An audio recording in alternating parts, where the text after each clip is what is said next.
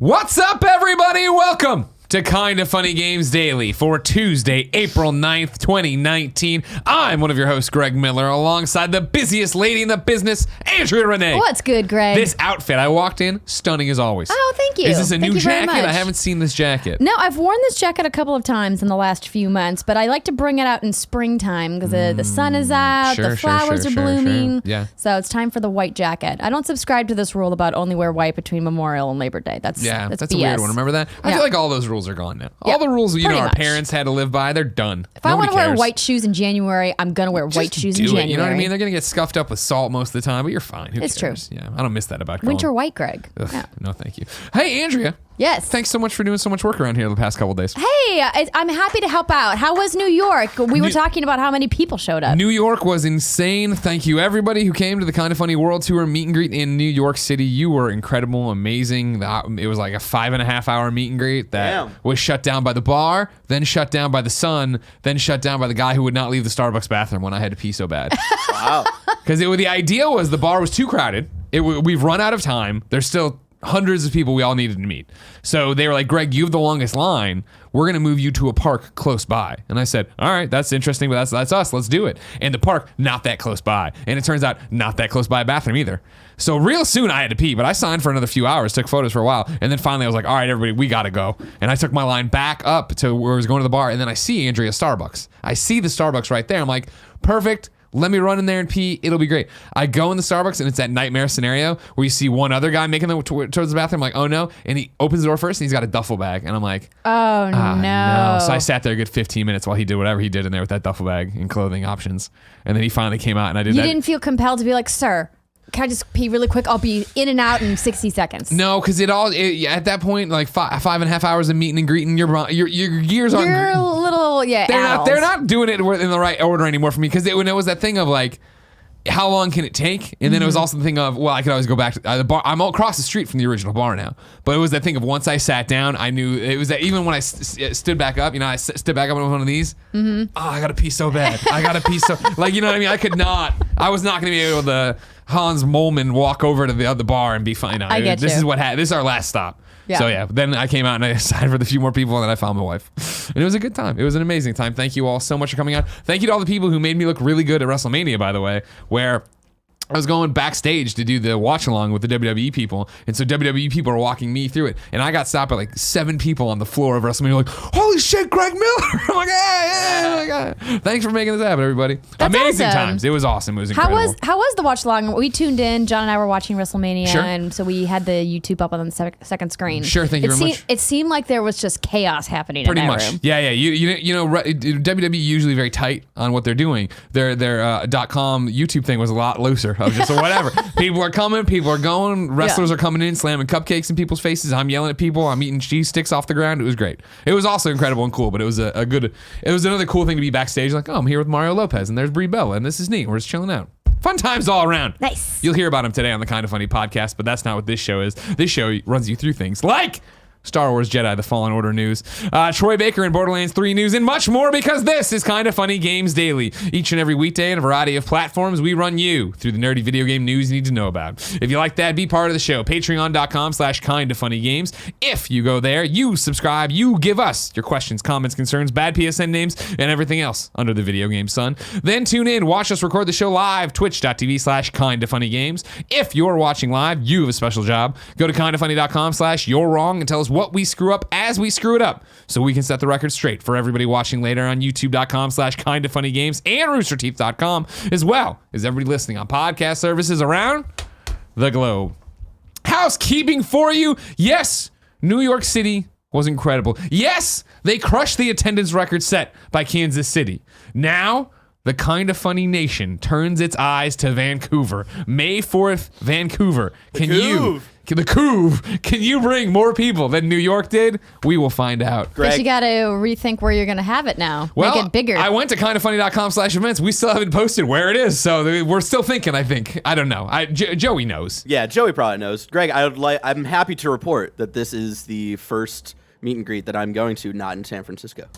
I'm glad to see you're finally accepting my invitation to come be part of a meet and greet, boss baby. That's what we want. You know what I mean? I'm glad you feel like you've come far enough in this company that you can actually come and be part of the fans that you claimed that you came from. Well, I was actually invited this time.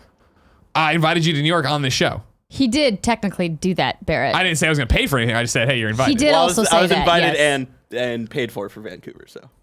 I also had to take care of your dog over. First off, your girlfriend did, and that's why I paid her, not you. All right?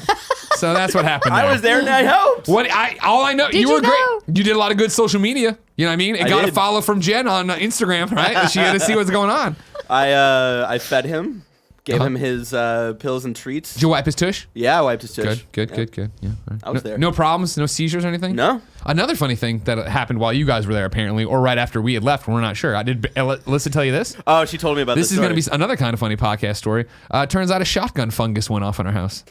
A what? We'll talk about it on the Kind of Funny podcast this afternoon. Vancouver, May 4th, kindoffunny.com/events. Thank you to Patreon producers Tom Bock, Blackjack, James Davis, Mohammed Mohammed. Today we're brought to you by Hims and Harry's, but I'll tell you about that later. For now, let's begin the show with what is and forever will be the Roper Report. Time for some news. 3 items on the Roper Report. Baker's dozen. Number 1, Star Wars Jedi Fallen Order reveal is coming this Saturday at that there Star Wars celebration. We'll start with Star Wars on Twitter, who tweets, "Become a Jedi." Tune in for first look at Star Wars Jedi Fallen Order this Saturday at 1:30 p.m. Central Time from Star Wars Celebration. Watch live at Star Wars, blah, blah, blah. Stay up to date at the latest at Celebration at StarWars.com, at EA Star Wars. Then at EA Star Wars tweeted out, "Don't stand out," with the logo and the reveal of like this little thing and like it's lighting up. You see it? You see what I'm talking about? I will look it up. It doesn't look. Barrett, will you bring it up for the kids? The photo that they posted? Yeah. You can go to either EA Star Wars. That's probably going to be fastest. Twitter.com/EA Star Wars. It's got it looks like they're trying to summon a fallen Jedi. You know what I mean? They're trying to. Oh, look at this, Tom Bock. Look at Kevin Coelho follows Tom Bock right there at the top. Here you go. Oh, there it is up there. See? So look, it looks like, what is this? This is a blown out lightsaber. Is that what I'm looking at, Barrett? You're one of these Star Wars nerds. It looks like a. It looks like a seatbelt that didn't go correctly. Sure, yeah. Yeah, I mean, it looks like a seatbelt got torn off. Am I wrong? Yeah, it looked like the bottom hat where you scroll hold up the a little bit. Scroll up to the banner. The banner is real tight on it.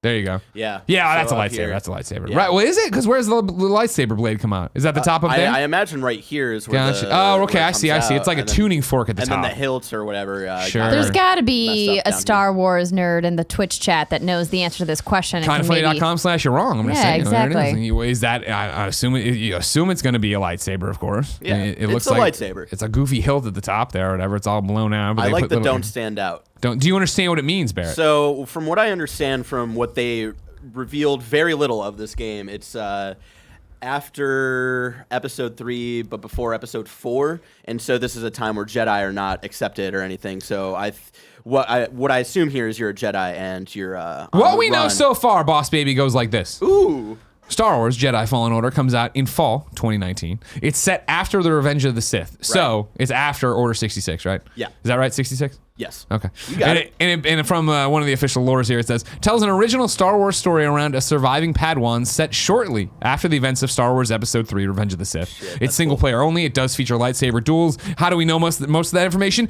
Andrea got it. Ooh. Out there talking to Vince in the audience at EA Play last year. I mean, that's false. We didn't give any of that information during EA Play. But I did. I was there when Vince revealed the name of the game, so we knew that Respawn had been working on this in secret for some time, and I think there's a lot of fans out there that are very anxious for this single player experience after the shuttering of Visceral and the Star Wars project that Amy Hennig was working on. Yeah. It's kind of a daunting aspect, thinking what is EA going to do with the Star Wars license. There was all these rumbles about them getting it pulled and having some kerfluffles with Disney after what happened with Battlefront 2. Yeah. So I mean, there's a lot of expectation. Lot riding on this game. Yeah, exactly. So hopefully the reveal is great and it's exciting. After the wildly successful launch of Apex Legends, Respawn is riding high right now. So fingers crossed, everything looks awesome. Yeah, I think the most interesting thing is when, people talk about this game, single player only, it's going to have lightsaber duels, it's going to have all this stuff. I'm not saying that Respawn can't do it. Respawn's an amazing, talented studio, right? But you just associated them so much with first-person shooters, right? That to get in there and have it be that it's going to be, at least in some branch, melee, in some branch, single player, which of course they dip their toes in with Titanfall 2, it's going to be really interesting to see and fascinating what they come up with and how it's going to look. I have faith that they can do it. I loved the Titanfall campaign and Titanfall 2. Yeah, totally. And after seeing studios like Guerrilla transition from FPS to, third-person action adventure, it can be done. Oh yeah. I'm not saying it's impossible. They're a talented team over there, Andrew. I'm not counting them out. Okay. I'm just saying it's going to be interesting to see what happens. And like you bring up the interesting wrinkle for sure that this is EA's. The sirens are on our end. This is EA's next shot at the batting here, right? Where it is that okay, cool. There were these rumblings. There were people, obviously audience members, pundits, calling for them to lose the license, have somebody else open it up, and then the rumors that EA in the behind the scenes, Disney was not happy, Star Wars was not happy, and having these conversations. You have to imagine, that if this isn't a home run, what happens? What goes next? So I would assume that it must be good because they're promoting it a lot, right? Well, that's Star Wars, though. And that's the other thing too. Is like I feel after the Battlefront stuff, both games really, no matter how good it looks. Come Saturday, you have to wait until you get it in your hands and you get in-depth impressions and you know how long the campaign is. Which I would imagine won't happen until EA Play at E3 this year. Sure. So they'll do the big splashy reveal, Star Wars Celebration. Hopefully we'll get some kind of CG trailer or maybe even a glimpse at gameplay. And then I anticipate like a deep dive into gameplay at EA Play and then fall 2019 release. The idea of being, this Padawan set after all the other Jedis are murders sounds awesome. I would love to play that. Yeah. From kindafunny.com/you're wrong. Kebab says, IGN also theorizes that the Fallen Order device could be a vibro staff. Don't get excited, ladies. It's actually a Sith weapon that is made out of material that lightsabers can't cut through. So, all right, good to know there. I like that one. Interesting. We'll see what happens, right? Yeah. Saturday. Get your vibro staffs ready. Set them to fun. Oh. Number 2, Troy Baker is not returning for Borderlands 3. This is from Alex Avard over at Games Radar, who watched Troy and Nolan's panel over in Melbourne, Australia, and busted out this thing. Quote, and I think it might have busted out from the Reddit, it doesn't matter. Quote, I'm sorry to break it to y'all, but that isn't me, said Baker in response to fans' questions about his potential involvement as Reese in Borderlands 3, explaining that there were early conversations with Gearbox about returning to the role before the actor discovered that the studio apparently went with someone else when he saw Reese make an appearance in the trailer. Andrew, you're briefed on this. Of course, Tales from the Borderlands, the narrative adventure from Telltale Games, featured a character named Reese that was Troy Baker, that he was awesome at. Him and Laura Bailey, awesome in that entire series. The entire cast, Aaron Yvette, everybody awesome in that game. That game was great. Amazing game. And so then for me, as a huge fan of Tales from the Borderlands, seeing Reese in there, I was like, oh man, they got Troy too? And What he's an got a all-star mustache. cast. Yeah, he's got a mustache now. Troy went on to continue. If Gearbox decides that they'll let me do it, that'll be awesome, said Baker. I have no idea. There was a possibility that I was going to be in it. Then I saw that epic trailer and everyone's like, oh my God, there's Reese. And I went, well, there you go. Quote, I've never done this before, but I would love for Gearbox to know that it's not about me. It's about the character. Baker continued, saying that if they're going to bring back characters from Telltale Borderlands, it should be the people that originated the characters, end quote. How's that stick in your craw? I would absolutely agree with that. It's confusing to me that they would bring Reason to Borderlands 3 and not have Troy voice it. Yep. I mean, obviously Troy's a friend of the show and we're both friends with Troy, so we have a bias because we want him to do good things. But also, like, that was such a great standalone narrative set within the Borderlands universe that was really pretty universally well received. Yeah. If you haven't played Tales from the Borderlands, go play Tales from the Borderlands for sure. Of all of the things that Telltale did, it was probably my second favorite thing. Behind Jurassic Park. Well, behind Walking Dead season 1. Jurassic Park. I got you. You see what I did there? That one wasn't good. But yeah, no. So I don't know if this means that Reese is actually going to have a much smaller role in Borderlands 3 than we anticipated, or if they recast him. But I don't know why Gearbox would do that. Money? Would you assume money? Troy's a huge deal. Yeah, I know Troy's expensive because he's the everything. top of the top now. Yeah. But I mean, I'm sure Gearbox can afford it. You know who can? 2K. They're financing that game. You know what I mean? They got money. To your point, yeah, obviously we're in the tank for Troy Baker. We love Troy Baker. I think if you went to any, beloved game and if for some reason we didn't know, and I'm searching right now for a game that has a huge star that we don't know well, it doesn't matter. I want to see that legacy continue, right? Because it was that the performances of Tales from the Borderlands were what made that game work so well. On top of the writing, obviously, but it wasn't gameplay, right? It was getting lost in that world and having the robot, the ball that Ashley Johnson played. Not Gladys, that obviously. Did you play Gertie, right? Was it Gertie? Yeah, I think it was Gertie. Kindafunny.com/you're wrong. What was Ashley Johnson's character in Tales from the Borderlands? they were all so memorable outside of their names, but their performances, right? That when they speak and interact, and I want to see them interact with the people that we know from that Borderlands thing. And that was the other thing of having characters from the real Borderlands universe cross over and have their voice and have Handsome Jack there. Like, it was one connected world that I didn't think was going to work when they announced it. I was like, why would you make Borderlands is about shooting and getting loot. Why would I go and play a Telltale story-based version? But then it did work out so well, and it was such a great ride that, when I saw it in there, I would be more excited if it was a bit part, right? Where it is Troy Baker, and it is one cutscene I get with him, one interaction I get with him, and then he's off world, or he gets shot or something, There's a million fun ways to do that. Gertie is what they're saying. Yeah, okay. But that's the thing, they spelled it right. Gortys. Gortys. Oh, yeah, that's right. But it's Gertie, right? That's how they said it. Now someone, you're wrong me phonetically. I hope they bring him back. I hope they figure out a way to do it. Yeah, I do. And it's also that thing where, now here's where we're really in the tank for Troy Baker, is that I feel like Troy's a great guy. And I feel like if it was just a budget thing, I feel like Troy would be able to, they'd be able to meet somewhere. Where right. As Troy says, it's about the character, not about him. He'd want to be able to give that to the fans. Maybe Reese is going to make an appearance very briefly in the campaign, and then he'll be like the first DLC pack, and they still have time to record his lines. Yeah, maybe that. Yeah, that's cool. Yeah, maybe. Yeah. If not, cast Boss Baby Barrett to be Reese. Hey, yo, I'm a Reese. Oh, you didn't play the game. Okay, cool. Number three. Gortys is what people are saying. Capitalist Big says Gortys. Number 3, Steam is losing another game, apparently, possibly, to the Epic Store. This is Jordan Ramey over at GameSpot. If you had one name, Jordan Ramey, it should be Jamie, because I would just combine it like that. Anyways, although it hasn't been confirmed, it looks like Anno 1800 is becoming an Epic Games Store exclusive. Originally scheduled for a Steam release, Anno 1800 will be discontinued on Steam after its release date on April 16th.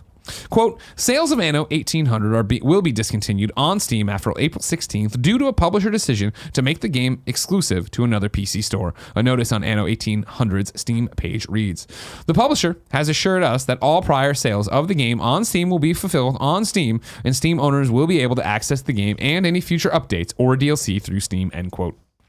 The notice doesn't list what other store is getting the exclusive, but given what's happened over the past few months, it makes sense to assume it's Epic. Since 2018, several titles have left Steam just prior to release and gone to Epic instead. Some games have even been pretty major AAA titles too, such as Metro Exodus and The Division 2. Prior to Anno 1800, Borderlands 3 was the latest AAA title to join the Epic Games Store as an exclusive, although it's only exclusive for 6 months as opposed to the other titles' year-long exclusivity. It continues, Andrea. The fight, the war between Epic and Steam. Well, I think that at least Ubisoft is, I believe that they're playing this right. They're giving people an opportunity to get it pre-ordered on Steam and are saying we're going to support it on Steam. Post-launch, you just won't be able to buy it on Steam after launch day. So if you are really, truly interested in getting Anno, get it into your Steam wishlist or whatever, or pre-order it, and then you're all set. And then afterwards, they're saying, okay, now we're moving it to Epic Game Store. I think that should be pretty uncontroversial. Sure.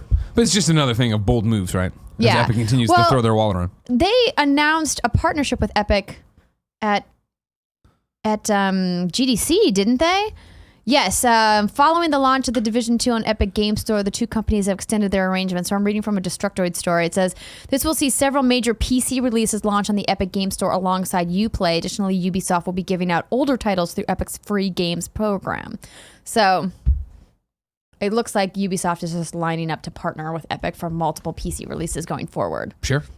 The Nano Biologist writes in to patreon.com/kindoffunnygames with a lengthy one. But of course, Nano Biologist rocks, and it was a pleasure to meet him in New York. He says, what's good, Greg and Andrea? I know the topic of PC Game Store exclusivity has been a hot and pretty thoroughly discussed topic the past couple of months, but I want to bring another side that I feel like has been overlooked. I am writing in today because I think there's a point overlooked. PC gamers are not ones for generations, unlike console players, even though they've gone through them themselves in different ways. Think of it this way. PC started out as a disc-based, go buy the game and install it, Gen 1. Then Steam came along, allowing users one place to pay, download, and launch games, Gen 2. Now, multiple digital stores are popping up, getting exclusives, and mimicking the console markets, Gen 3. We've seen this before, but with less backlash. Each console generation, people jump ship to either PlayStation, Xbox, Nintendo, or to PC to play the next generation of games, but everyone is okay with this because that's how it's been. Back in 2013, people were okay with dropping their achievements/trophies, game libraries, and all gaming attachments to go to a different side, but not when it comes to a PC. even though it's free to download a new client. Maybe all this hubbub is because a place that isn't used to generations/major changes is finally experiencing what most console players have gone through since the 80s. What do you all think of these points brought from a tired, traveled out man? Should this be a new way to think of PC gaming, or should I keep console gaming thoughts and rhetoric out of the pristine PC gaming lawn? Greg, even though it was brief, it was almost a life-changing experience meeting you and the rest of Kinda Funny in New York. Aww. The Nano Biologist. It was a pleasure meeting you. Of course, there's a great clip going around Twitter of him introducing himself and me flipping out. Sad it came at the end of the thing where I had to pee so goddamn bad. Yeah. What do you think, Andrea? So Fran and I talked a little bit about this while you were gone, and I'll just echo what I said then, is that it's confusing to me why PC players are making this this comparison to the console market, because if you have a PC, you don't have to buy new equipment to play with people on a different platform. As the nanobiologist writes, you merely have to download a free client. Yeah. So it's not like when Gary's playing The Division 2 on his Xbox One and we're playing on PS4, in order for him hypothetically to play with us, we would either have to buy an Xbox One or he would have to buy a PlayStation. That's not an insignificant investment or a cost. When it comes to PC, you don't have to spend more money on another piece of equipment to play with people on a different PC platform. Yeah. And so that's why I'm still confused why PC players got their panties in a bunch about this. Like, we've already gone over the fact that the Epic Game Store has fewer features. We know that. But they're going to be adding more in the future. But other than that, I don't understand why this is such a big deal. And that's definitely the horse we've beaten to death, and then we revived it with paddles and then beat it to death again. Because we've brought this up a bunch of different times, and I've done this. I'll do the same thing here. I'm not a PC game player, so I don't know. So it was for a long time like, man, Epic's doing a lot of great things. And then people writing me like, well, they're not because of this. And then people writing in being like, well, no, they are because they have a Trello up that shows where they're going. And it is this discussion, as you say, of, yep, Epic Game Store is far behind Steam in terms of features, but I do believe they're working on it, and I don't believe they're trying to be anti-consumer to all these different things. I know that's not that's exactly opposite of what Tim Sweeney said last week. Yeah, exactly. And I know that the vocal, I don't know how to say the vocal minority because I'm not in this gamer space, so I don't know. The people who are most vocal about this on the internet completely disagree with me and don't see it that way. They do see it as them being anti-consumer and that they are trying to take advantage in a bunch of different ways. I don't have a horse in the race. I think Epic is still doing cool stuff. I'm with you though, that isn't it just another, I mean, what? Why you're just launching? I know how PC people, the reason you go to PCs is because you love simplicity. You love it, just how easy everything is to do over there. So of course you just want your one thing, your one driver, your one video card. It's all perfect and simple over there. But yeah, and that's the thing where, to Nailbotch, I think there is a part of it that I thought was funny. There was that, I sent it around, I think at the Slack, but not on Twitter. That funny thing that I saw on Reddit, right, where it was, 2008 or whatever, PC players all making fun of console players for their exclusives. 2019, and it was an image from The Simpsons of two monkeys fighting in a ring of people, and all the ring of people had like PlayStation. It was all console gamers watching Epic and Steam fight each other, and everybody cheering. I keep expressing my confusion over why people are upset. Like, these kinds of exclusives, paid for exclusives, have been part of the video games business since like the modern console era, like since PlayStation and Xbox and Nintendo all had to fight for it. Yeah. And it's been part of the last 3 generations. And like, yeah, of course Epic is going to pay to get exclusives. Why not? Everybody does it. Like, people just want something to scream about and be mad about, Greg. One part of it though is always change is never met well.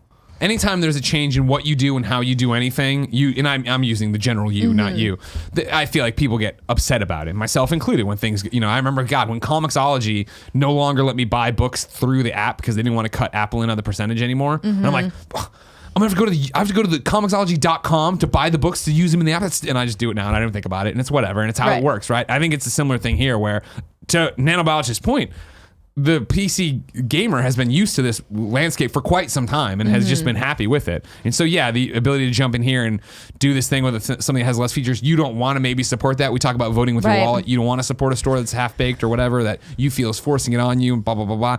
Yeah. I get it, but 6 months in a year, I don't think anyone's going to think that way anymore. Correct. Or another alternative is if you truly are upset that Epic Game Store is pulling content away from Steam, voice your complaints to Steam, not to Ubisoft, not to Epic, not to Gearbox or any of these other publishers that are doing deals.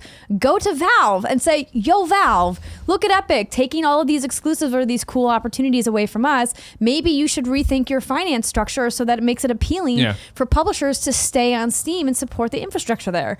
That to me is where your anger should be going. Be like, Valve, we're your consumers. We're literally financing your operation. Listen to us and the features that we want. We want more exclusives on Steam. In order to get those, you need to make it financially appealing to the people making the games. So you know who's really in control here? Valve. That's who you should be mad at. I just say be mad at everybody.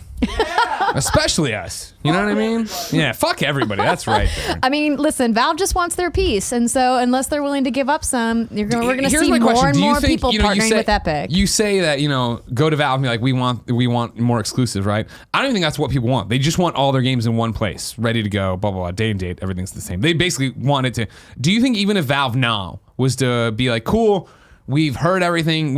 Is it as simple right now that if they changed we're only taking 12% too from everybody? There is no more of this math in the background of how many you sell, blah blah blah. Would that stop? Has the train already left the station? Can they stop the growth or the at least momentum Epic Games has right now? Well, they might be able to slow the momentum. There's no doubt that there's a bunch of these deals that have already been done and that they're in the can and what's done is done, right? But I think it would slow momentum for future deals. Because until, Valve has parity with the profit distribution with the Epic Game Store, I think we're going to see more and more of these as time goes on. Now, it's very comparable to, if you look at like Xbox One and PlayStation 4 and how they approach their third-party partnerships. Because Xbox and PlayStation each have allocated budgets to buy content from third-party publishers to make it exclusive or exclusive first on their platform. And right now, Valve never had to do that in the past because they were like the de facto place to publish games on PC. And now they're having some competition. So either Valve needs to lower their profit sharing or they need to start ponying up for step up partnerships. Yeah, that's a great call. I never even thought about that. You do see every game commercial end with best place to play, PlayStation. Exactly. Logo, I mean, like Call of Duty is a perfect example of this. It was getting paid by Microsoft for a long time to have exclusives, and then the tide turned, and then PlayStation started paying them. And it's like this happens constantly. So I'm with you that I understand. Steam players saying, I just want all my stuff in one place. I 100% understand that. But I think that the anger is just misplaced. Sure. That's all. I hear you. I think everybody's just going to suck it up in a year. I think it'll just be, this is how gaming is for us now. Because guess what? That's how it was for us. Isn't that right, Boss Baby? Yeah. When we all believed in the Vita and we said it'll never die. Well, I don't know if all of us believe in that. All right. You know what? I'm excited for everybody in the PC gaming universe to get back to being happy and playing games and never yelling at each other, Andrea. But that's still so far away. If I wanted something more immediate, like say what games came to the Mom and Grab shops today, where would I go? Greg, you would go to the official list of upcoming software across each and every platform as listed by the Kind of Funny Games Daily Show host each and every weekday. Yeah. Out today, Phoenix Wright Ace Attorney Trilogy on PlayStation 4, Xbox One, PC, and Switch. Zanky Zero Last Beginning on PS4 and PC. Dangerous Driving on PlayStation 4, Xbox One, and PC. You gave a great hands-on report about it on the Kind of Funny Gamescast. I did. Available now. Podcast services everywhere and youtube.com/kindoffunny games. Airport Simulator on PlayStation 4. Falcon Age on PlayStation 4. Vaporum. Yeah, Vaporum on PlayStation 4. Out There, Omega Symbol, The Alliance on PlayStation 4. No, Switch. Now I got caught up by the fact that there is the Omega symbol. Dissection Simulator Frog Edition on Steam VR and Oculus Rift. That sounds gross. Vacation Simulator, Steam VR and Oculus Rift. Over the Cloud, Lost Planet on PC. Then, the Red Dead Online beta's latest showdown mode, Plunder, is now available. This is actually upcoming dates. I don't know why I put it here. I'm going to go like this and put it on there. Resident Evil DLC is now available for purchase. What I mean there is, you know what? I'll let Matt Purslow from IGN explain it. You can now purchase DLC that unlocks all of Resident Evil 2's in-game rewards, including the 4th Survivor mode and infinite ammo for a variety of weapons. The all in-game rewards unlock DLC, available now on PlayStation 4, Microsoft Store, and Steam, costs $4.99, this is American dollars, and immediately unlocks all the rewards that you usually have to earn through gameplay. This includes the Fourth Survivor, the Tofu Survivor, Unbreakable Combat Knife, Samurai Edge Handgun with infinite ammo, LE5 Submachine Gun with infinite ammo, ATM-4 Rocket Launcher with infinite ammo, Minigun with infinite ammo, bonus costumes, models, and concept art. EJ writes in to patreon.com/kindafunnygames and says, Capcom released DLC for Resident Evil 2. It's not Akuma DLC. Oh no, you ass is going to be charged $5 to unlock all the game secrets. Great. The game has been out for months. The hardcore already got everything, so let the casuals get it. Fun. I've platinumed RE 2 months ago. I finished the game about 10 times, but I never beat it on hardcore with an S rank. Why? I don't have the time for trial and error. Maybe I can do it, but the stress I don't need.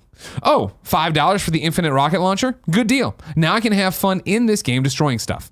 Do you think this is good practice going forward? Let the game sit for months, then release DLC to unlock all the secrets. I thought I would hate it, but I have no time. This is a better option. EJ. I think this is great. Yeah? Yeah, I mean, I'm sure that's kind of going to be controversial, but I mean, it's $5. That's not very much money. Right. And he makes a good point that, it came out in January. It's April now, so it's been at least 2 months. And that's just enough time, especially for a short game like Resident Evil 2. Right. I mean, $5, unlock all the secrets. Why not? Yeah, I saw this morning and I was like, oh, okay. It doesn't hurt anybody. No, it's a and that was my thing. game. And then there were questions about it, and I was surprised. There was two of them, EJ and then another person. I think the other person was a little more negative, but not like super like what the fuck negative. No, I think he makes the best point, right? That if you're the hardcore Resident Evil 2 fan, you wanted to go do all this stuff, you probably already did it. You've done it already. So why not unlock it for the people like, hey, I'm Greg, and I looked at that shit, and I was like, no chance I'm doing any of that. I enjoyed this game, but I don't want to go do all that stuff. True. And kindafunny.com/wrong. I don't think any of this would affect your trophies or achievements. So I don't think this is cheesing it in a way that you would buy them and then be able to unlock. It would either unlock those or for like the hardcore. There are crazy hard trophies on there. I doubt kindafunny.com/wrong. You can take the infinite ammo in there because that would kind of break it. I would hope that if there are trophies tied to these, that buying the DLC would not trigger the trophies. Yeah, exactly. You would hope it would turn it off, but I don't think that's probably the. But back also. end.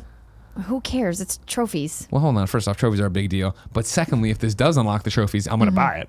Yeah. You know what I mean? But that would be the only reason why. That could be the hill I could see if you wanted to make a stand to be mad about something. Okay, cool. I have the platinum in Resident Evil. I'd unlock this incredibly difficult trophy. Now you can cheese it this way. That's kind of blah, blah, blah. But again, it's video games and it's an EP-ness and who the fuck cares? Like, I ain't got time to be mad about that, Greg. I don't. We don't have time. Happening I in agree the world. 100%. You're not wrong. You know what I mean? Yeah, okay, yeah. I mean, they're in there. Nobody's arguing. They're saying that it's fine. That was my thing too. But yeah, it's good. I think it's a good way to do it in terms of it's not at launch. If you've done it and this mattered to you, you've probably done it. Why hold somebody back, right? And it goes back to this conversation that continues to spiral of just like accessibility versus easy versus whatever. Like how do you gatekeep games and what is your game designed to be? I think it's pretty clear here, yeah, that with this releasing that Capcom is like, well, that's not our intention. You know what I mean? Our intention isn't to lock you out of these cool things people made. We probably see it in the back end how many people have done the things to unlock these things. That's not happening. Why not? First off, of course, we're a business. Try to get more money out of you. Like, sure, if you were really excited for that, $5 extra is great. But also, why not give you another reason to turn the game back on? This is the problem with, we talk about used games. We talk about how hard it is to make single player games. We talk about all these different things. Making your game and then having it put on the shelf for 2 months. Eventually somebody's gonna think about trading in, deleting it from their console, doing all these different things. Stop talking about it, which stops selling it. If you can go out there and give people another reason to jump in and play, why not? I'm fine. I'm for it. Barrett, you care? What? Good. New dates for you. The one over here that I forgot. Tetris 99 is getting a new tournament this weekend. Let Kevin from GameSpot tell you all about it. Nintendo is holding another tournament in Switch's Battle Royale inspired Tetris game, Tetris 99. The second Maximus Cup runs this weekend from April 12th through the 14th with another $10 worth of My Nintendo Gold points at stake. And this time around, you don't need to be a Tetris master to have a shot at winning. Unlike the first Maximus Cup, which ranked participants by the number of first place wins they racked up during the tournament, all players will receive a different amount of points depending on what place they finish during this weekend's competition. Every 100 points you'll amass will count towards one Tetris Maximus, equivalent to a first place win. You can see the full point breakdown on GameSpot.com. Greg? Yeah. $10 seems a little ridiculously low for a weekend tournament. Nintendo couldn't pony up at least $100. $100? Nintendo, you got that much money. Times are tight, man. No, they're not. They have a giant pile of gold in Japan. It's huge. Well, hold on. I don't think it's not. I think winner take all. I think multiple people are getting the $10. Okay, I'm looking at the details. I'm Please pulling look up at the the details. fine print. Pull up the fine print because I think it's if you get in the whatever bracket, you get multiple. They just don't have a Zelda or Mario this year. They got to hold back. They got Animal Crossing coming, brother, and maybe Persona 5. Fuck you, Barrett. Fuck you, Barrett. I don't think I've been on the show since you got fucking proved wrong by rumors that I'm taking as truth. All right. Sucks, doesn't it? Huh? I already said public, like on the show. Saw it. I heard it, but I want you to know that I'm here and I don't forget. I'm like an elephant over here with one eye, and I remember you was took out the eye. also a naysayer. You took out the eye. But that's Andrea's role, all right? Okay. It's true. Andrea somebody needs to weigh me down. It doesn't need to be you. All right? You're supposed to lift me up. Like Well, the now Josh I'm on Groban your song. side. Persona 5's coming. It's too late. I did. Okay. There will be 999 winners, There you and go. they will each receive 999 My Nintendo Gold points with an approximate retail value of $10 US. The total prizes will be $9,990 US. Okay. I still think it's too low. Times are tight. Andrea can't be happy about anything. Other new dates for you. Independent developer and publisher Rebellion today announced an official release date for Sniper Elite V2 Remastered on PlayStation 4, Xbox One, PC, and Nintendo Switch.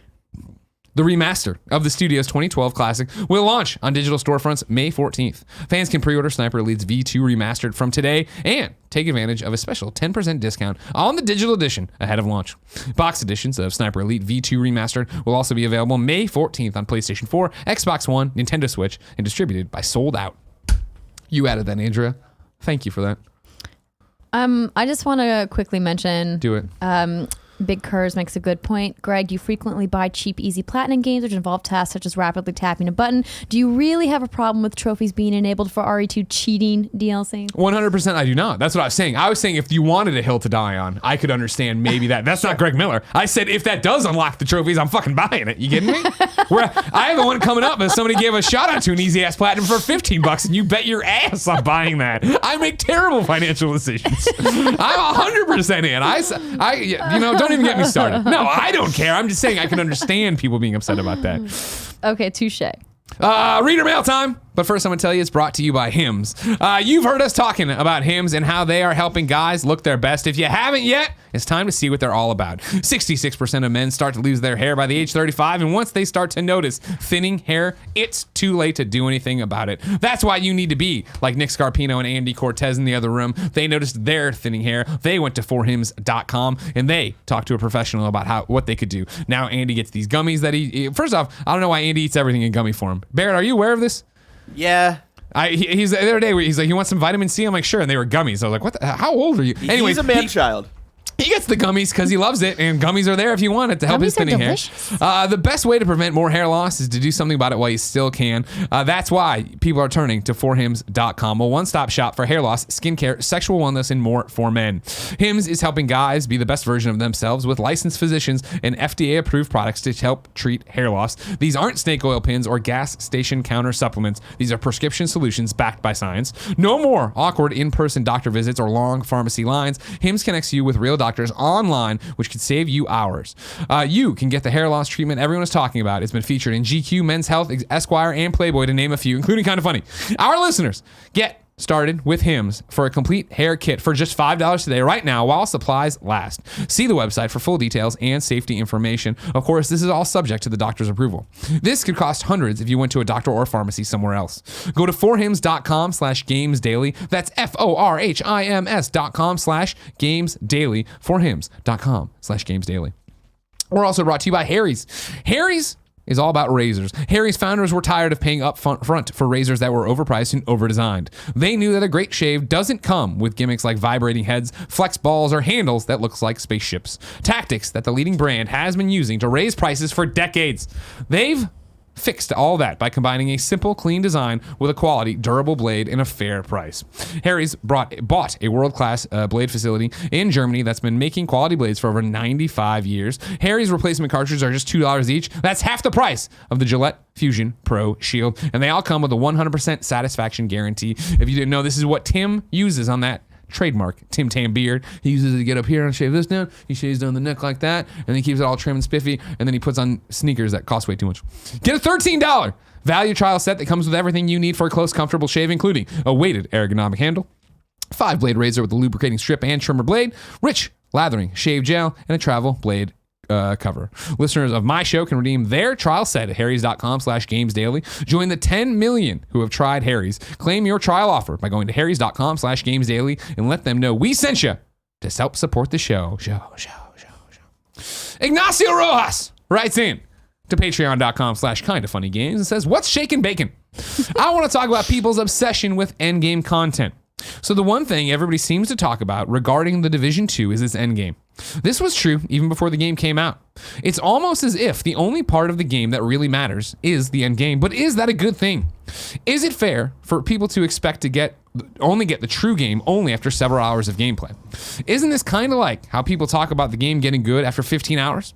I get people wanting to have stuff to do after the game is done, but shouldn't we expect the true game to start well before the end? Anyway, keep being awesome. And Andrea, your hair is looking great today. Greg, you can clearly put in more effort. I am in a t-shirt today, Ignacio, so you nailed it. Andrea? Yes. Why do we get so hung up? You play all sorts of these games, these games of service. Obviously, I'm obsessed with the Division. You're obsessed with the Division as well. Why do we put so much focus on endgame period in these kind of games? I think people put focus on endgame because they want a reason to keep playing, but you only want a reason to keep playing if the game is good from the beginning. Right.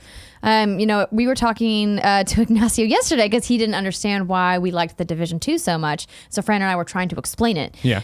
But when it comes to games of services, at large, whether you're playing Guild Wars or Warframe or Destiny, I think people want more endgame content because once they hit, the narrative campaign end, they want a reason to keep playing. And we know that doing narrative gameplay design is incredibly intense. Yeah. And creating short little quests is not nearly as intensive as creating like a 30-hour campaign, for example.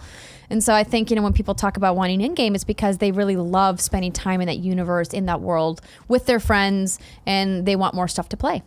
Yeah, I think the reason Division 2's endgame was talked about so much is because you've seen games like Destiny 2, like Anthem, drop the ball on that at launch, where that has been the argument, right? That people are playing these games not to get to endgame, but to get to what the next 150, 200, 300 hours of their time with the game's going to be. And so I think that the reason people drove that home so much in pre-coverage, in promotional materials, now that we're all there in Tier 5, is the fact that, no, holy shit, this game is still fun to play. Like I'm 3 days of play in terms of my hour clock, a little bit more.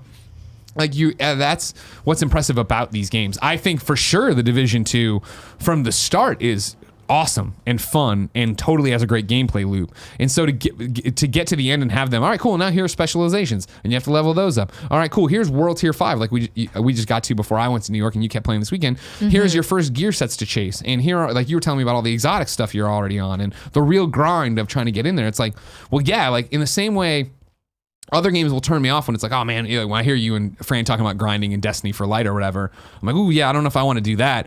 But I love the Division 2's world so much that, yeah, what you're talking about of trying to grind from 490 to 500 for a gear score, yeah, I'm all in to do that for a while and every week run the, Capitol building stronghold and do everything else leads up there and get these secret missions. Like, the reason people are talking about the end game and focusing on that isn't because the stuff that comes before sucks. It's because this is so well done. And it is a reason of like people jump into these games expecting to hang out a long time. I don't think it's the same thing of, man, Final Fantasy, whatever, one of the Final Fantasies, I forget which one. Oh, that sucked for like 30 hours, but then the game opened up. And it's like, well, no, that's not the same thing because you just said it sucked in the beginning, whereas Division 2 never sucked. Destiny 2 never sucked in the beginning. It was very much that you just wanted to have that experience over and over again and not be reminded, oh, I'm just grinding this in a weird, not fun way. When you want the grinding to feel like it's part of the progression loop, that you're grinding towards something and not just aimlessly, even though if the gameplay is fun enough, grinding aimlessly can be very fun too. Yeah. But I think when it comes specifically to the Division 2, what I love about what Massive has done with the end game is that they've given me a reason to really explore the depth of the RPG system that they've really built around in that game. So whether it be like me now working on a different specialization skill tree. Sure. Or maybe I'm going to try a couple of different sets of Recalibrating skills. weapons, right? Yeah, exactly. Or maybe I'm going to start looking for specific talents and building my gear sets. And that to me is like where the kind of like really like nerdy science of the RPG really comes in. Yeah. And it can be incredibly rewarding to run those missions to get new gear. But what the really cool thing about what they've done with The Division is that I don't feel like I've been doing a lot of repetitive content yet. Sure. Because I just finished my last side mission and I'm like easily, like 60, 70 hours plus of playtime into this game. And there's still more stuff on the map that I can go check out. So much more, right? Hidden secrets and things like that. And I just love the world building that they did. And I think that's why people enjoy endgame content, whether it be The Division or whatever your live service game of choice is. And that's the thing you're talking about is like, I feel it does such a great job of being an RPG, but not being the RPG I would traditionally think of, right? Where I'm like, oh man, I love Western RPGs. I love Fallouts. I love making decisions. I love doing this stuff.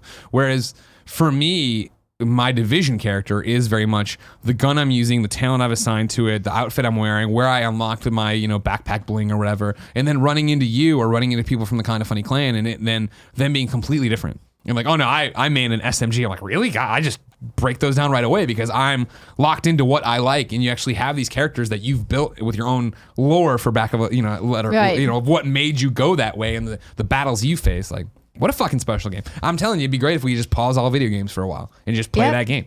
I mean, just call up the folks at Bend, tell them to delay Days Gone. Man, we'll I think they've let that one cook long enough. I'm ready for it. I'm ready. Don't worry about Days Gone. Now, come on now, Andy.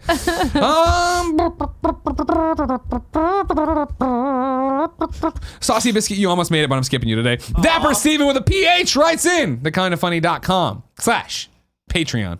See what I did there? No need for the shock collar. Even the shout out to the person that did bring me the shock watch. I have a shock watch now that you can control with Bluetooth, Barrett, if you want. Okay, I like My that favorite idea. thing at the end of the meet and greet was when I finally got reunited with Nick. I was like, oh, hey, we got a cool new watch. He's like, really? And I put it on him, and then I tapped it, and it shocked him, and I ran away. And he still gave it back to me later on. Anyways, Dapper Stephen with a PH says, I wanted to write in with an easy platinum alert. Boo, woo, woo, woo. That's the new Easy Platinum Alert song. Oh, okay. Right? Okay. Super Weekend Mode is supposed to come out today for all the platforms, but the only ones that matter is the PlayStation 4 and the Vita. Vita lives. What makes this little game so special is that it's published by Radalika Games, and they make a whole. He says here, if you're unfamiliar with Radalika, they are a small publisher with dozens of small, easy platinum games. Every game is usually less than $5, takes anywhere between 15 minutes and 1 hour, and is cross-buy. Oh, and to top it off, the trophy list always stacks. Radalika's tweets usually always end with #Vita Island, so they know what they're doing with their games, and to be honest, I appreciate it. I know nothing about Super Weekend Mode since the store hasn't updated yet, but the trophies have popped on a few sites, and there are 11 gold and 1 platinum. Get on it, Andrea. You kidding me? Come on. Well, I just I gifted my Vita at PAX East, don't forget. It's got a brand new home. Krista loves it. Yeah, and now that Vita's no longer going to live life in a drawer. It's going to live life being played with Persona 4 Golden. That's fair. That's good. That's good. Don't you think that Vita's in a better place? No, I love my Vita. You know what I mean? Sits there. That's like, I open the drawer. It's like, what are we going to do? Oh, just 15 minutes of playing some crap game. Trophy back in the drawer. You know what I'm saying? Come on. I'm all over it, Dapper Stephen. Thanks for the heads up. Alex Russ, a.k.a. Zero Syndicate, writes in and says, Kotaku recently put up impressions of Bloodstained Ritual of the Night, the spiritual successor to the classic Castlevania. The author, Ethan, came out underwhelmed by the experience, essentially stating that the experience just didn't feel right. Bloodstained raised $5.5 million on Kickstarter and is looking to be on the path of yet another underperforming Kickstarter game. Do you think that perhaps the hype behind these Kickstarters, Mighty No. 9, Bloodstained, etc., is just too much to meet expectations? Shovel Knight is a phenomenal experience, but didn't come out swinging with a pedigree to that of Koji Igarashi of Castlevania fame, nor that of Keiji Inafune of Mega Man fame. Why don't see too many Kickstarter games make headlines anymore? And perhaps it's time of a bygone era, or the big name creators. What's going on with these Kickstarter games? I feel yes, you don't see Kickstarter making headlines anymore because even when we were at IGN, I remember us being like, we got to stop reporting on Kickstarter games. When Double Fine did it, it was new and novel and crazy. And then when Inafune did it, when Castlevania, escape my name right now, when Iga did it, when all these people, it was like, oh my god, they're doing it and they're classic things coming back. But then it is this thing over and over again of like, I mean, Iga came by kind of funny the spare bedroom and did content with us for that game. That game's been cooking forever, and that's just an impossible amount of hype to keep up when you look at anything. When you look at Duke Nukem, when you look at any game that's been in the hopper forever, by the time you've let it finally get to the point where it's going to get close to coming out and people playing it, can it live up to the hype people have put in their own head? I mean, generally, no. Yeah. I think very few examples, buck that trend of really wowing audiences. Now, I think most of those games come out to, good or even great reception, but being excellent and like top of the class, it's tough to say, because sometimes when you have game development that goes on for that long, you've iterated too much.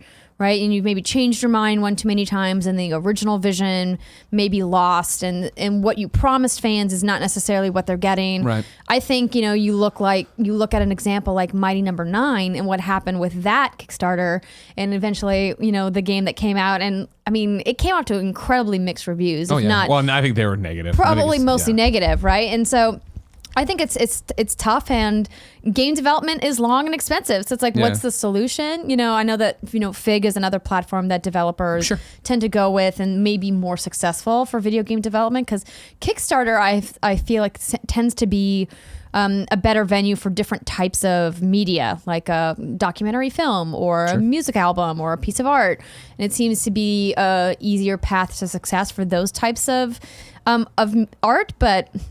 I don't know. Game dev is hard, man. Yeah, and it's long, and you have to share so much stuff so early, and it's just so incredibly difficult to keep on that track, I feel, and have people happy, excited, and then, because inevitably hype can turn not sour, but hey, I gave you money for this. Where is it? You know what I mean? I need this update. What is taking so long? Why about? And you do see people coming out and not aping ideas, but doing same things in the genre that are arguably better than what you thought you were going to get from this other game that you're waiting for. And I think you need to talk about Inafune with Mighty Number 9, right? That was definitely a weird one of, oh, cool, he's left Capcom, he's doing this on his own, awesome, people supported him, and then he did work on other projects with other people, right? Like Recore came out and all these different things. It was just like, oh, so is this even your main thing anymore? Like, I think at the time people were very much thinking of it in a kind of funny way, right? Of like, oh, you left this big name to do a smaller your thing, we want to support that thing, but then he still kept doing other things. Well, and I think game development sometimes gets into trouble on Kickstarter because you have too many cooks in the kitchen, for lack of a better phrase. Yeah. When you're crowdfunding something, you want the crowd to be part of that process and part of that creative insight, and so you offer all these different rewards and the tiers, and a lot of times people who run Kickstarters get so wrapped up in running the Kickstarter and fulfilling rewards that they don't have the time to really dedicate to the original creative vision, the whole reason that they're there to raise funds in the first place. Yeah. And I think all eyes are really on the next big Kickstarter project that's due to come out, Shenmue 3. Oh, wow. Yeah, I didn't even think about that. Yeah, you're right. Right? Like, I mean, like, that raised a ton of money, right? Obviously supplemented. They had to get additional funds to get that game made, of course. But, I mean, do you think that game's going to live up to the hype? I don't know. Because that's a sliding scale of like what... I don't get me wrong. I know people love Shenmue. But I like if people love it, but it was a great game. Like, that was a cult following. Exactly. For and sure. so that's the thing where I feel like that one has a better chance at succeeding because it is a cult following. Whereas when you look into Iga's game, it was very much like, man, Konami hasn't made a Castlevania like Castlevania in a while. We want that kind of game. He's making that kind of game. Awesome. And that was such a long time ago that we got that message, to the point that even the Inti Creates put out the 8-bit version or whatever, right, already. That's already come and gone, and which was well received, which people really, really dug. Jared loved it on Switch. Like, are people still clamoring in the same way for this thing? Well, the thing is, particularly when we're talking about Castlevania, is that there's so many indie devs doing riffs on the Metroidvania style of game that it's like, do we need another Castlevania? But if we do, if people are so committed to that lore and that narrative specifically in those characters and that world, then you would think Konami would be investing in it, but they're not, for a reason. And maybe that's because the people who are diehard fans aren't big enough to justify the incredible expense to make another game. And you see people who are kind of getting their appetite fulfilled with that style of game or that genre of game with all these really amazing indie darlings that are really doing innovative and unique stuff in that space. Yeah. Yeah, that's the other thing too. Is indies continue to come in right with a smaller budget, lower expectations, and have a greater chance for success, right? And that's what I think if you could look at it differently and you talk about Mighty Number 9, I'm totally putting myself in shoes that I don't have maybe any business doing it. But Iga, Inafune, I think you'd see that done differently. I think you'd see them create a smaller team, get funding privately, and then announce it. Hey, we have Bloodstained. It's a spiritual successor to Castlevania, and it's coming out in a year, you know what I mean, an announcement and put it out, rather than do what they have to do here, where we have the idea for the game we want to make. We need you to fund it, which means it's going to be in front of you, warts and all, for a very long time before you ever get to playing it. Yeah, it's tough because it reminds me of a conversation I had with a developer recently, who I'll leave unnamed at the moment, but Corey Barlow. Him talking about it wasn't Corey. Him talking about how they shopped a game to several publishers and to the platforms, and that nobody would help them, and that they weren't able to get success, and so they finally were like, we're just going to roll with the small team we have. It means that we have to cut a lot of the feature sets that we wanted in the final product, but we're going to do it because we're passionate about this game. We want to make it. But getting other people to believe in your vision and to take a financial risk on that vision is one of the most difficult things in video game development. 100%. This is usually where we do Squad Up, but instead we're going to blow the dust off an old segment called P.S. I Love This Best Friend, where you would write in and talking about somebody you love. Today, Billy the Door writes in to patreon.com/kindafunnygames and says, I'm submitting for P.S. I Love This Best Friend, but hope it's okay I take you on a bit of a ride. Feel free to trim if needed. I didn't trim shit, Billy. 1 year ago, I submitted a P.S. I Love This Best Friend for Kyle and Matt for introducing themselves to me at PAX East and welcoming to the community of NY best friends, including Mike and Kelsey. The past year, I have had the pleasure of attending so many great community events, of course culminating with the NYC meetup and community events this past weekend.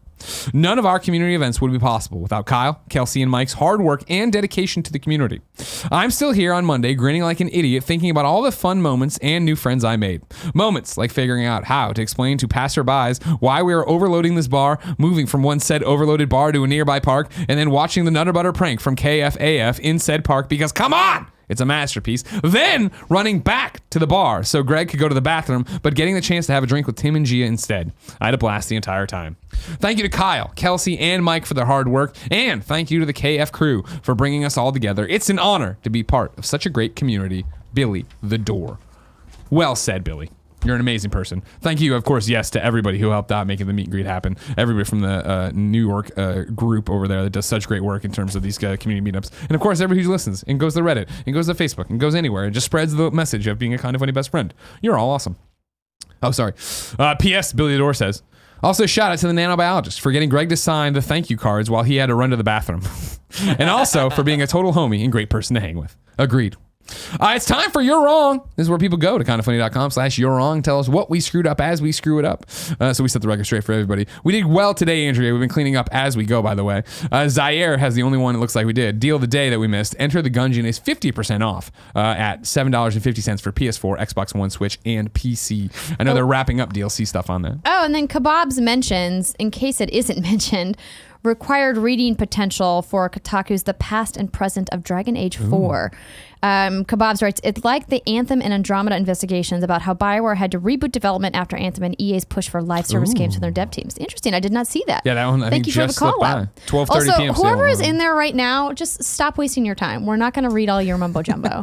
Seriously, like, what are you doing? If you didn't know, ladies and gentlemen, this has been Kinda Funny Games Daily. Each and every weekday on a variety of platforms, we run you through the nerdy video game news you need to know about. If you like that, be part of the show, patreon.com/kindafunnygames. If you like that, great. You've already gone there and done that, so that's fantastic. Watch us recorded live, twitch.tv/kindafunnygames. Watch it later, youtube.com/kindafunnygames, roosterteeth.com. Listen on podcast services around the globe. Tomorrow, it's me and Gary Witta for the first Witta Wednesday I've done in a long time. Thursday, Andrea's back with me, and then Friday, Tim and I close out the week. All right. All right, Barrett. Until next time, ladies and gentlemen, it's been our pleasure to serve you.